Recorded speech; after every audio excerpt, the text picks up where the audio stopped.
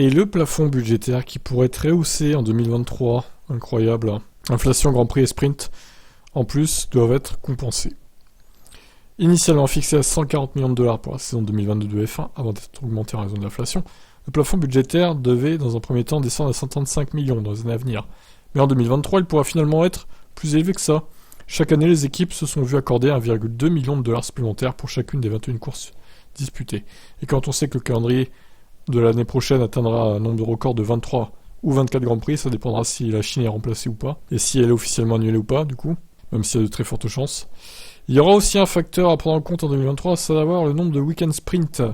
Il y en avait que 3 cette année, mais il y en aura 2 fois plus, donc 6 l'année prochaine. Les courses supplémentaires, 1,2 million par course aux 21 Grands Prix, l'ajout de courses sprint et le surcoût lié à l'inflation ont augmenté le montant de base. Les limites budgétaires initiales ont ainsi disparu depuis longtemps. De fait, un montant de 150 000 dollars a été ajouté pour chaque sprint. En cas d'accident majeur, comme c'est arrivé à Gasly à Monza l'année dernière, l'équipe doit prouver que les coûts provoqués par l'incident excèdent les 150 000 dollars. Cette somme est alors ajoutée à leur budget. Les équipes ont ainsi reçu 450 000 dollars supplémentaires pour les 3 sprints disputés en 2022 et ce montant pourrait donc atteindre 900 000 dollars en 2023 avec 6 sprints. Mais selon Automotor and Sport, c'est encore en discussion. La FIA ne veut plus évaluer individuellement les dommages causés par les accidents. Ça pourrait se résumer à ce que les équipes, la FIA et la direction de la F1 négocient un montant forfaitaire plus élevé que 900 000 dollars.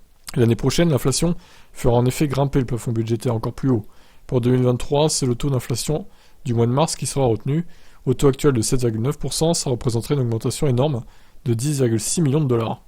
À ce rythme-là, le budget plafonné pourrait donc atteindre 155 millions de dollars, soit près de 20 millions de plus que les 135 millions envisagés à la base. Bon bah voilà, les équipes vont être contentes, surtout les top teams, notamment Red Bull. Là, il n'y aura plus d'excuses pour dépasser les budgets. Bon, vous en pensez quoi cette nouvelle ? C'est pas encore officiel, mais c'est bien parti pour. Allez, ciao.